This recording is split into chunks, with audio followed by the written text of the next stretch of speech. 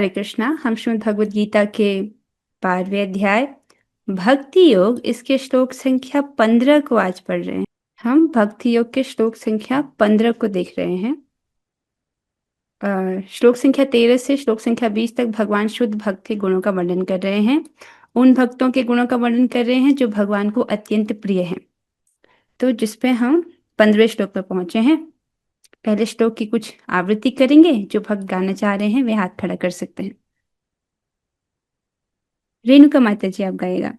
यस्मान्नो द्विजते लोको यस्मान्नो द्विजते लोको लोकान्नो द्विजते च यः लोकान्नो द्विजते च यः हर्षामर्षभयोद्वेगैर् हर्षामर्षभयोद्वेगैर् मुक्तो यः स च मे प्रियः। मुक्तो यः स च मे प्रियः। बहुत सुंदर। महाकवि चैतन्यदास प्रभु जी। यस्मान्नो द्विजते लोको यस्मानो द्विजते लोको लोकान्नो द्विजते च यः लोकान्नो द्विजते च यः हर्षामर्षभयोद्वेगैर् हर्षं हर्षभयोद्वेगैर् हर्षामर्षभयोद्वेगैर् हर्षं हर्षभयोद्वेगैर् मुक्तो यः स च मे प्रियः। मुक्तो यश च मे प्रियः। भगवान यहाँ पर इस श्लोक में और भक्त के और गुणों का वर्णन कर रहे हैं। ऐसा नहीं कि अभी हम इस स्तर पर पहुंच गए हैं, लेकिन इन गुणों को प्राप्त करने का तरीका क्या है? भगवान की अनन्य भाव से भक्ति करते जाएं तो ये गुण हमें प्रकाशित होने लगेंगे। क्या कह रहे हैं भगवान इस श्लोक में? जिससे किसी को कष्ट नहीं पहुंचता तथा जो अन्य किसी के द्वारा विचलित नहीं किया जाता, जो सुख दुख में भय तथा चिंता में समभाव रहता है, वह मुझे अत्यंत प्रिय है। बहुत सुंदर श्लोक है। अन्वय को देखेंगे। यस्मात् जिनसे, लोकः कोई लोग, न उद यस्मात् जिनसे, लोक न उद्विजते अर्थात जिनसे कोई लोग उद्वेग को नहीं प्राप्त होते, अर्थात जो दूसरे लोगों को उद्वेलित नहीं करते, उनको उद्वेग नहीं प्रदान करते हैं। ठीक है, उद्वेग अर्थात उनके मन में क्षोभ प्रदान करना उनको। यह च और जो लोकात किसी से, न उद्विजते अर्थात उद्वेग को प्राप्त नहीं होते, दूसरे लोग उनको उद्वेग देना चाहें, चिंता देना चाहें तो उससे प्रभावित नहीं होते। समझ रहे हैं? पहली लाइन का अर्थ तो ये है कि जो दूसरे लोगों को कष्ट दुख नहीं देना चाहते, उनको उद्वेग नहीं प्रदान करना चाहते हैं, और दूसरे लोगों के द्वारा अगर उद्वेग दिया जा रहा है अर्थात उनको किसी प्रकार से कष्ट दिया जा रहा है, उनको उनको दुख देने का प्रयास किया जा रहा है, तो उससे वो विचलित नहीं होते हैं, प्रभावित नहीं होते हैं। दोनों बात समझ आ रही है? ठीक है, समझ आ रहा है? ओके। और यह च और जो हर्षामर्ष भयोद्वेगैर प्राकृत हर्ष, असहिष्णुता, भय और उद्वेग से मुक्त अर्थात मुक्त हैं। सह में प्रिय वे मेरे प्रिय हैं। जो प्राकृत हर्ष से अर्थात जब सुख की प्राप्ति होती है उससे विचलित नहीं होता, असहिष्णुता से, भय और उद्वेग से मुक्त है। प्राकृत हर्ष, असहिष्णुता, भय और उद्वेग से मुक्त है। ये सब क्यों होता है व्यक्ति को? ये सब व्यक्ति को तब होता है जब वो इंद्रिय तृप्ति चाहता है। किसी व्यक्ति को इंद्रिय तृप्ति चाहिए, उसको उसकी इंद्रिय तृप्ति की वस्तु मिल गई तो उसको हर्ष होता है। या दूसरे व्यक्ति को जब देखता है कि सामने वाले व्यक्ति को उसके इंद्रिय तृप्ति की वस्तु मिली है जो उसके पास नहीं है, मतलब एक व्यक्ति देख रहा है कि दूसरे व्यक्ति को उसके इंद्रिय तृप्ति की वस्तु मिल गई है जो उसके पास नहीं है, फिर वो उससे ईर्ष्या करता है कि हाय, इनके पास तो इतना बड़ा घर है, मेरे पास नहीं है, इसके पास ये है, मेरे पास नहीं है। इन सब का आधार क्या है? इंद्रिय तृप्ति। तो यहाँ पर असहिष्णुता, इसको दूसरे का उत्कर्ष ना सहन कर पाना। ठीक है, असहिष्णुता, भय और उद्वेग। भय कैसे होता है व्यक्ति को? वो चाह रहा है, भय कैसे होता है उसे? अ, भविष्य में कुछ अनिष्ट हो जाने की संभावना से वो भयभीत रहता है, या इंद्रिय तृप्ति की जो उसके पास वस्तु है वो कहीं छीन न जाए, उसका भय उसे होता है। और उद्वेग, उद्वेग का भी बताया गया था। उद्वेग, उद्वेग का भी हम पढ़ लेंगे तात्पर्य में। उन सब से वो मुक्त है। सह में प्रिय वो मेरे प्रिय है। एक बार हम अनुवाद को देखेंगे फिर से। जिससे किसी को कष्ट नहीं पहुंचता, अर्थात जो दूसरे को उद्वेलित नहीं कर रहा, उद्वेग नहीं दे रहा है, तथा जो अन्य किसी के द्वारा विचलित नहीं किया जा रहा है। अन्य लोग उसको चिंता देने की कोशिश कर रहे हैं, दुख देने की कोशिश कर रहे हैं, विचलित करने की कोशिश कर रहे हैं, लेकिन वो विचलित नहीं हो रहा है। और जो सुख दुख में, भय तथा चिंता में संभाव रहता है, वह मुझे अत्यंत प्रिय है। तो भक्त ऐसे देखता है, सुख आ रहा है तो ये भगवान की कृपा से आ रहा है, दुख आ रहा है तो भगवान की कृपा से बहुत कम होके आ रहा है, मेरे प्रारब्ध के अनुसार तो मुझे बहुत अधिक भोगना था। और भय और चिंता से वो मुक्त रहता है, क्योंकि वो भगवान के शरणागत है। भय कब होता है व्यक्ति को? जब वो अपनी पहचान शरीर से करता है, देहात्मक बुद्धि से ग्रस्त रहता है। लेकिन जब व्यक्ति भक्ति करते जाता है, उसकी अविद्या अविद्या का छेदन होता है, तब वो देहात्मक बुद्धि से आत्म बुद्धि में स्थित हो जाता है। तब उसको ऐसे भय और चिंता नहीं सताते हैं। इस प्रकार से इन सब में वो संभाव रहता है। ऐसा व्यक्ति मुझे अत्यंत प्रिय है। आशा आपको स्पष्ट हुआ होगा। अब हम जैसे यहाँ पर उदाहरण के तौर पर दिया गया है प्रहलाद महाराज का उदाहरण। प्रहलाद महाराज भगवान के शुद्ध भक्त हैं और उनके पिता हिरण्यकशिपु उनको विभिन्न प्रकार से उद्वेग देने का प्रयास करते हैं। हाथी के नीचे कुचलवा देना, सर्पों के बीच में छोड़ देना, मृत्युदंड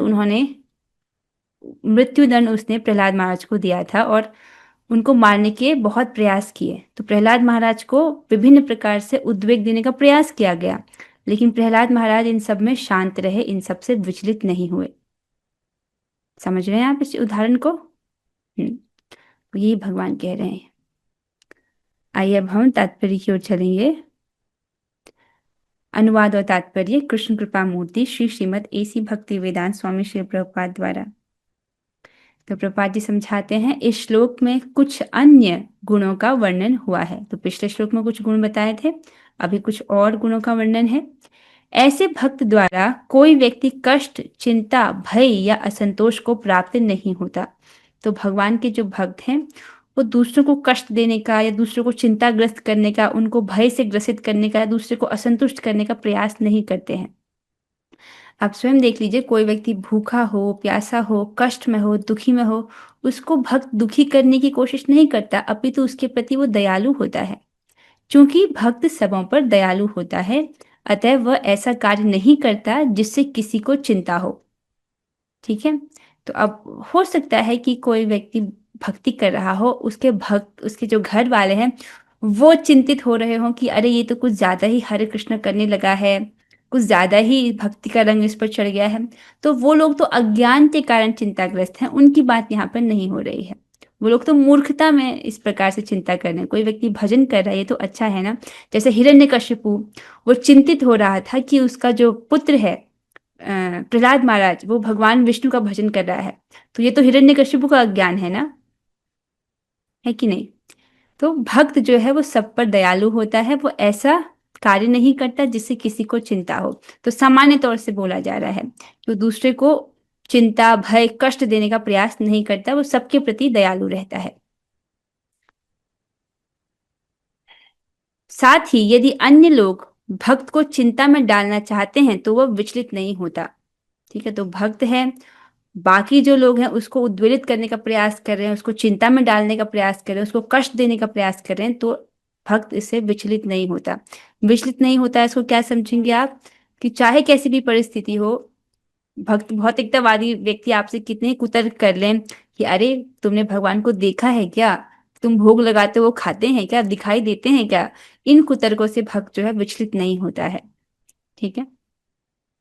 विचलित नहीं होता अर्थात स्थिर भाव से अनन्य भक्ति ही करता है भगवान की। वास्तव में ऐसा वो कैसे कर पाता है, उसका उत्तर प्रभुपाद जी यहाँ पर देते हैं। अगर प्रश्न पूछा जाए कि प्रभुपाद जी जीवन में इतने कष्ट आते हैं, लोग उसको परेशान करने की कोशिश कर रहे हैं बाहरी तौर से, ऐसे वो क्यों विचलित नहीं होता? तो जिसके उत्तर में प्रभुपाद जी कहते हैं, वास्तव में सदैव कृष्ण भावनामृत में लीन रहने तथा भक्ति में रत रहने के कारण ही ऐसे भौतिक उपद्रव व्यक्ति को विचलित नहीं कर पाते। वो भक्ति में इतना लीन है, उसको भगवान की कथा श्रवण करनी है, जप करना है, भगवान की अर्चा विग्रह की सेवा करनी है, इन सब में इतना व्यस्त है कि उसके पास ऐसे लोगों के लिए समय ही नहीं है जो उसको चिंता देना चाहते हो। आप स्वयं अपने जीवन में देखिए, आप भगवान का भक्ति करें तो कितना समय जाता है ना, उसमें कितना समय लगता है, इन्वेस्ट होता है, कितनी सारी सेवाएं होती हैं, बाकी सब चीजों के लिए समय ही कहाँ है। तो इस प्रकार से वो व्यक्ति है भगवान की सेवा में लीन रहता है, उनकी भक्ति में रत रहता है और भौतिक उपद्रव जो है उसे विचलित नहीं रहता है। तो ये एक शुद्ध भक्त के विषय में बताया जा रहा है। हमको प्रयास करना है कि जीवन में जो छोटे मोटे झगड़े हैं उन सब में रिएक्ट ना करें। ठीक है, रिएक्ट करने से कोई फायदा नहीं होता है। तो जैसे सब्जी वाले से सब्जी खरीद रहे हैं तो उसमें भी बार्गेनिंग करते हैं लोग बहुत ज्यादा, उससे भी झगड़ते हैं कि तुमने 10 रुपए अधिक ले लिए, ये सब करने की आवश्यकता नहीं है। आगे चलेंगे। अब यहाँ पर थोड़ा सा एक उदाहरण दिया गया है, अर्जुन जी। अब क्या अर्जुन जी दूसरों को कष्ट नहीं पहुंचाते, मतलब दूसरों को तो कभी कष्ट नहीं पहुंचाते, लेकिन अब युद्ध करेंगे तो सामने वाली टीम को बाण लगेगा तो उनको कष्ट नहीं होगा। हम्म, आप समझ रहे हैं? अर्जुन जी युद्ध करेंगे तो जो बगल में जो सामने टीम है उसको तो बाण लेंगे तो कष्ट तो होगा, लेकिन इस श्लोक में कह रहे हैं कि ऐसा भक्त जो है वो दूसरों को कष्ट नहीं पहुंचाता है। ऐसे क्यों? अब जो अर्जुन जी कर रहे हैं क्या उसका आधार इंद्रिय तृप्ति है? वो अपनी इंद्रिय तृप्ति के लिए युद्ध कर रहे हैं? नहीं, वो तो भगवान की आज्ञा का पालन कर रहे हैं। एक भौतिकतावादी, एक एक जो अभक्त है, वो दूसरे को कष्ट, चिंता, भय ग्रसित करता है, उसका आधार है इंद्रिय तृप्ति। वो अपनी इंद्रिय तृप्ति चाहता है, चाहे उससे दूसरे को कष्ट क्यों ना हो। जैसे ऐसे भी व्यापारी हैं या ऐसे भी जो हुआ लोग हुआ करते थे जो किसानों को उधार दिया करते थे और उसके बाद उस पर कर बढ़ा दिया करते थे। या पहले के राजा जो बड़े क्रूर हुआ करते थे, जो दूसरों को दुख देने में सुख का अनुभव करते हैं। तो ऐसे लोगों की बात नहीं हो रही कि जो जिनका आधार इंद्रिय तृप्ति है, लेकिन अर्जुन जी युद्ध कर रहे हैं उसका आधार उनकी इंद्रिय तृप्ति नहीं है, वो तो भगवान की आज्ञा का पालन कर रहे हैं। ठीक है, आगे चलेंगे। सामान्य रूप से विषयी व्यक्ति अपने शरीर तथा इंद्रिय तृप्ति के लिए किसी वस्तु को पाकर अत्यंत प्रसन्न होता है, हर्ष। ठीक है, जो व्यक्ति इंद्रिय तृप्ति में निमग्न है, उसको अपनी इंद्रिय तृप्ति प्राप्त हो गई तो उसको प्राप्त करके वो खुश है, उस प्रसन्न होता है। लेकिन जब वह देखता है कि अन्यों के पास इंद्रिय तृप्ति के लिए ऐसी वस्तु है जो उसके पास नहीं है, तो वह दुख तथा ईर्ष्या से पूर्ण हो जाता है। क्या देख रहा है कि सामने वाले व्यक्ति के पास वो है जो मेरे पास नहीं है। हाय, उसके पास कितना बड़ा, जैसे कितनी बड़ी कार है, कितना बड़ा घर है, ये सब चीजें हैं, उससे वो क्या कहते हैं, इससे वो ईर्ष्या से पूर्ण हो जाता है कि मेरे पास नहीं है। लेकिन भक्तों को इससे कोई सरोकार नहीं रहता। भक्त देख रहा है कि मुझे 2 टाइम प्रसाद मिल रहा है, कथा श्रवण करने को मिल रही है, जप करने को मिल रहा है, बस वो इससे प्रसन्न संतुष्ट है। क्योंकि वो समझ रहा है कि मनुष्य जीवन तपस्या के लिए है। मैं यहाँ पर बहुत अधिक ना जोड़ने में व्यस्त हो जाऊं, कि इतना व्यस्त हो जाऊं कि मेरे पास भजन के लिए समय ना हो। बुद्धिमान कौन है? जो इस मनुष्य जीवन में अधिक से अधिक समय भक्ति में बिताए। क्योंकि भगवान ने क्या कहा है, इमं प्राप्य भजस्व माम। जैसे ही तुमको मनुष्य देह प्राप्त हो, मेरा भजन करो। ज्यादा समय नहीं है ये मनुष्य जीवन। आजकल अधिक कौन जीता है? तो एक छोटा मनुष्य जीवन बहुत छोटा सा पीरियड होता है। उसका एक एक क्षण जो भजन में इन्वेस्ट करता है, भजन करते हुए बिताता है, वो सबसे बुद्धिमान व्यक्ति है। आप समझ रहे हैं? तो लेकिन जो ऐसा व्यक्ति है उसको इंद्रिय तृप्ति के लिए कोई वस्तु देख रहा है कि सामने वाले को प्राप्त हो गई, मुझे नहीं प्राप्त हो गई है, तो वो उससे दुख और ईर्ष्या से पूर्ण हो जाता है। जब वह अपने शत्रु से बदले की शंका करता है, वो देखता है कि मेरा शत्रु है, शायद ही मुझसे बदला ले सकता है, तो वो भयभीत हो जाता है। इस प्रकार से उसको भय का अनुभव होता है। और जब वह कुछ भी करने में सफल नहीं होता तो निराश हो जाता है। यहाँ पर उद्वेग का उदाहरण दिया जा रहा है कि वो इस भौतिक जगत में कुछ करने का प्रयास कर रहा है, उसमें सफल नहीं हुआ तो फिर वो निराश हो जाता है। ऐसा भक्त जो इन समस्त उपद्रवों से परे होता है, कृष्ण को अत्यंत प्रिय होता है। तो भक्त इस प्रकार से, जैसे ये व्यक्ति इंद्रिय तृप्ति से प्रसन्न हो रहा है, दूसरे के पास इंद्रिय तृप्ति की वस्तु है उससे ईर्ष्या कर रहा है, शत्रु से बदले की शंका के कारण भय कर रहा है, डर रहा है, और जीवन में, भौतिक जीवन में सफल नहीं है इसलिए निराश हो रहा है। एक भक्त इन सब चीजों से ऊपर उठा होता है, उसको इन चीजों से फर्क नहीं पड़ता है। तो जो भक्त इन सब उपद्रवों से परे है वो कृष्ण को अत्यंत प्रिय होता है। स्पष्ट हो रहा है? ठीक है, जैसे जैसे हम भक्ति करेंगे तो क्या होगा, ऐसे गुण हमें प्रकट होने लगेंगे। तो करना क्या है, ये सब गुण कैसे आएंगे हमारे भीतर? भक्ति करने के द्वारा। ठीक है, भक्ति करते रहें, भगवान का नाम जप और कथा श्रवण जिसमें प्रमुख है। हम्म। तो एक बात आप सीख रहे हो कि छोटी छोटी बातों पर झगड़ा नहीं करना चाहिए, क्योंकि भगवान क्या कह रहे हैं कि ऐसा व्यक्ति दूसरे को उद्वेग नहीं देता और उससे उद्वेलित भी नहीं होता। सामने वाला उद्वेग देना चाह रहा है लेकिन उससे प्रभावित नहीं हो रहा। तो देखिए, आप भजन करने की कोशिश कर रहे हो, अपनी इंद्रियों को संयमित करने की कोशिश कर रहे हो, लेकिन सामने वाला व्यक्ति जो भक्त नहीं है, क्या वो अपनी इंद्रियों को संयमित करने की कोशिश कर रहा है? नहीं, है ना? क्या वो अपने चित्त को शुद्ध करने की प्रक्रिया को अपना रहा है? मतलब आप एक ऐसे व्यक्ति से बात कर रहे हो जो भजन नहीं कर रहा है, तो अगर वो अपनी चित्त को शुद्ध करने का प्रयास नहीं कर रहा है, तो भगवान क्या कहते हैं कि एक क्षण के लिए भी व्यक्ति बिना कर्म के नहीं रह सकता। ठीक है, अगर वो अपनी इंद्रियों को शुद्ध करने का प्रयास नहीं कर रहा है, तब वो कुछ तो प्रयास कर रहा है अपने मन से, वाणी से, कर्मों से। तो जिन प्रयासों के कारण उसकी चेतना और दूषित हो रही है ना? तो अब ऐसे दूषित चेतना के द्वारा अगर वो बोलेगा, तो आपको समझना चाहिए कि वो तो खराब ही बोलेगा ना। तो इसलिए अपने आप को तैयार करना है कि हमें सहनशील होना है। समझ रहे? जितना हो सके, जितना आप अपने स्तर से कर सको। ठीक है, बट छोटी छोटी बात पर झगड़ा नहीं करना है, इससे हमारा ही समय नष्ट होता है, उतना समय भजन से चोरी हो जाता है। इस विषय में हम गीता भूषण टीका से आचार्य बलदेव विद्याभूषण जी की भी टीका को लेने का प्रयास कर रहे हैं। बहुत सुंदर ये टीका है। तो जिसमें कह रहे हैं, यस्मानो दुचते लोगो, तो पहली लाइन लिया गया है, इस जगत में कोई भी प्राणी उससे भय की शंका के कारण शोक प्राप्त नहीं करते, क्योंकि वह सभी के प्रति कारुणिक होता है, इसलिए अन्य लोगों को उद्वेग देने वाले कार्य नहीं करता। ये हमने प्रभुपाद जी के तात्पर्य में पढ़ा था। तो आचार्य जो है वो पूर्ववर्ती आचार्यों की बातों को ही कहते हैं, यही परंपरा है। ठीक है, अगर मैं यहाँ पर कुछ अलग बोलने लग जाऊं, अपने मन की बात करने लग जाऊं, तो ये परंपरा नहीं है। इसीलिए सामने प्रभुपाद जी की तात्पर्य को सामने रखकर बोला जाता है कि उन्हीं की जो बात है उसको यथावत बोला जाए, जो आचार्य से सुना है उसी को रिपीट किया जाए, कोई अपने मन की बात ना बोली जाए।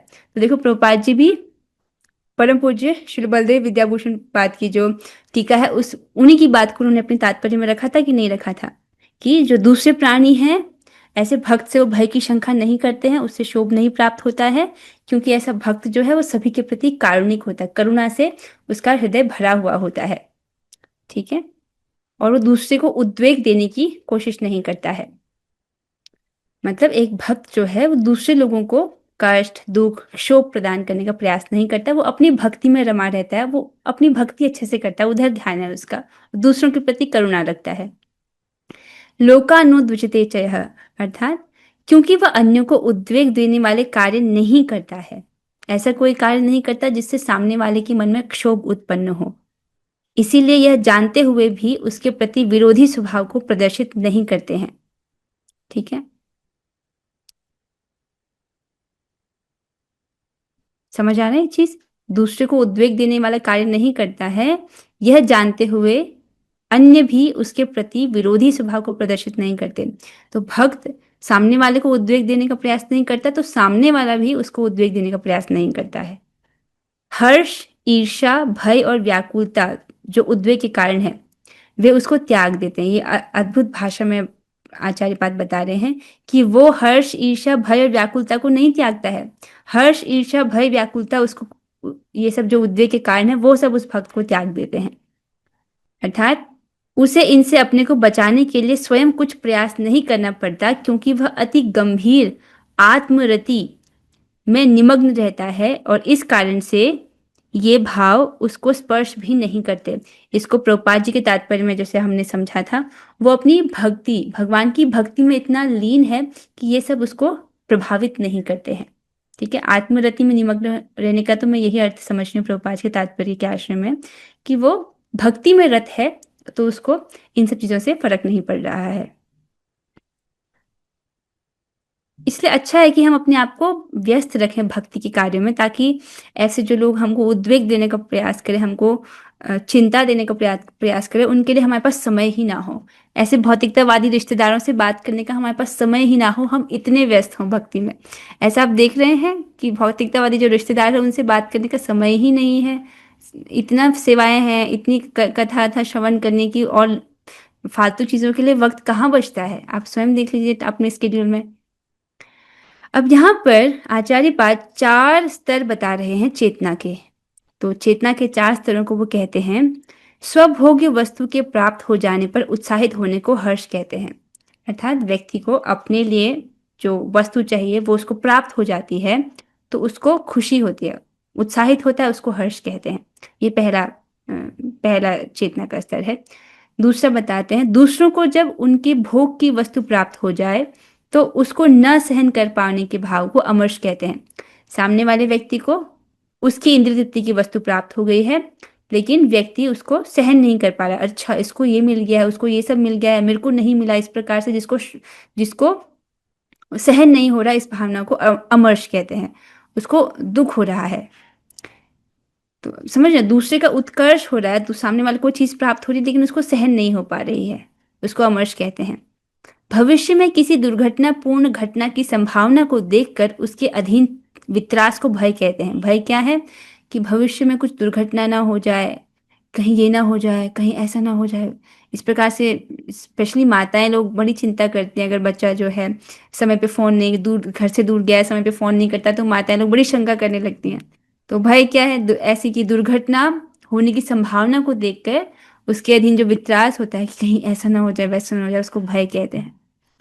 बिना उद्यम के मैं जीवित कैसे रहूंगा? बिना कुछ किए मेरा कैसे चलेगा? बिना जीविका कमाए मेरा कैसे, मैं जीवित कैसे रहूंगा? इस विचार से विक्षोभित होने को उद्वेग कहते हैं। हाँ, उद्वेग को ढूंढ रहे थे ना। उद्वेग ये है कि जब व्यक्ति ये समझे कि मैं अगर कुछ नहीं करूंगा तो मेरा पालन कैसे होगा, इस विचार से जब वो विक्षोभित रहता है उसका मन, उसको उद्वेग कहते हैं। हमको अपनी जीविका कमाने के लिए जो आवश्यक कार्य है वो तो करना ही है, ठीक है, पर उस विषय में अधिक चिंता नहीं करनी है, क्योंकि जो भगवान के अनन्य भक्त होते हैं भगवान उनके लिए व्यवस्था कर देते हैं।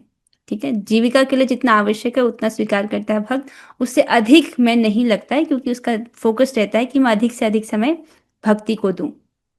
ठीक है, इसके साथ अ, अब यहाँ पर जैसे जो स्टैंडर्ड बताया जा रहा है, जिन गुणों को बताया जा रहा है, हमने श्लोक संख्या 13 में भी जिन गुणों को सुना, 14 में भी सुना, 15 में भी सुन रहे हैं, और श्लोक संख्या 20 तक भगवान इन गुणों का वर्णन कर रहे हैं। तो जो कनिष्ठ भक्त है, अर्थात जो कनिष्ठ अधिकारी है, जो अभी अभी आया है, उसमें भी ये गुण होंगे, लेकिन कुछ कुछ प्रकाशित होंगे, कुछ कुछ प्रकाशित होंगे। मध्यम अधिकारी जो भक्त है उसमें कुछ और अधिक प्रकाशित होंगे। उत्तम अधिकारी में ये जो गुण है पूर्ण अवस्था में प्रकाशित होंगे। हमको बस हम जिस स्तर पर हैं वहां से भक्ति करते जानी है। इन सब गुणों को प्राप्त करने का साधन क्या है? कि हम भगवान की अनन्य भाव से भक्ति करें। ठीक है, बस उसके अलावा उतना करना, उससे गुण जो है अपने आप ही हमारे भीतर आविर्भूत होने लगते हैं।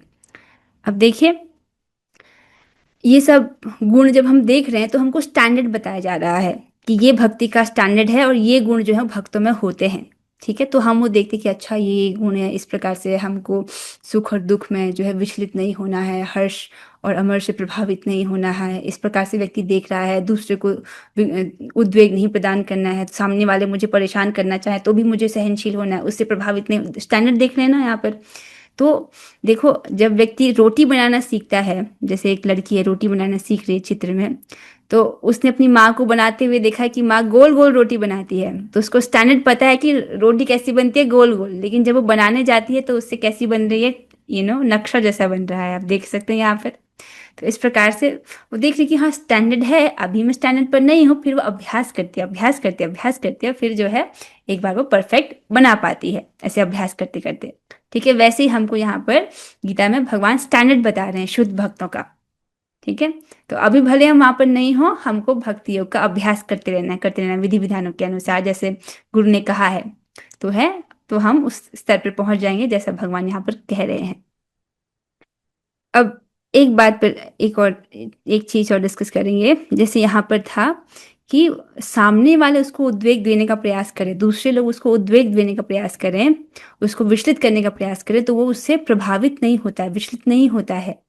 ठीक है, तो इसको आप प्रैक्टिकली समझने का प्रयास कीजिए। हो सकता है कि भौतिकतावादी लोग या जो अभक्त हैं आपको विचलित करने का प्रयास करें।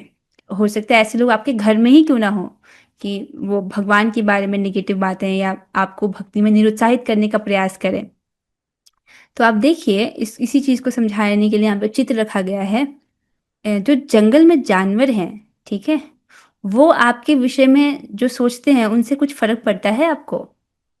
अगर जंगल में जो है हाथी चिंघाड़ रहा है और जिराफ कुछ कह रहा है, हिरन कुछ बोल रहे हैं, गधा कुछ रेंक रहा है, क्या उससे आपको थोड़ा सा भी फर्क पड़ता है? तो एक गधे के ओपिनियन से कितना फर्क पड़ना चाहिए एक मनुष्य को? बिल्कुल भी फर्क नहीं पड़ना चाहिए। तो शास्त्र कहता है कि जो व्यक्ति धर्म का कार्य नहीं कर रहा है और आहार निद्रा भय मैथुन में ही लगा है, धर्म के कार्य में नहीं लगा है, तो वो दो पैरों पर चलने वाला पशु है। मेरे शब्द नहीं है, भागवत ऐसा कहती है। तो जो दो पैरों पर चलने वाला पशु है, जिसकी चेतना इतनी निम्न है, हम सब लोग अपनी चेतना को शुद्ध करने का प्रयास कर रहे हैं कि नहीं कर रहे हैं? तो जो व्यक्ति अपनी चेतना के द्वारा केवल आहार निद्रा भय मैथुन वाले कार्य कर रहा है, धर्म के संबंध में जिसकी बुद्धि क्रियान्वित नहीं होती है, ऐसे व्यक्ति को शास्त्र पशु कह रहे हैं। और ऐसे व्यक्ति के ओपिनियन के द्वारा अगर हम प्रभावित हो रहे हैं, तो ये ऐसा ही होगा कि पशु के द्वारा हम प्रभावित हो रहे हैं। तो ये तो हमारी मूर्खता हुई ना। अब समझ रहे हैं? तो ऐसे व्यक्तियों के द्वारा जो दो पैरों पर चलने वाले पशु हैं, वो कुछ भी कहें, आपको प्रभावित नहीं होना है। आपको भक्तों की संगति में रह करके नियमित रूप से भक्ति करना है, ये आपका कर्तव्य है। ठीक है, आशा है आपको ये स्पष्ट हुआ होगा। तो ऐसे जो आजकल तो ऐसे लोग बहुत पास पास में ही रहते हैं, ऐसे नहीं, ऐसे थोड़ी कि सारे मोहल्ले के सब लोग भक्त बन गए हैं। तो वो लोग आप भक्ति कर रहे हो तो आपको अपने अलग अलग ओपिनियन देंगे, लेकिन उनके ओपिनियन से हमको प्रभावित नहीं होना है। ओके, इसके साथ हम आज हो रही चर्चा को यहाँ पर विश्राम देते हैं।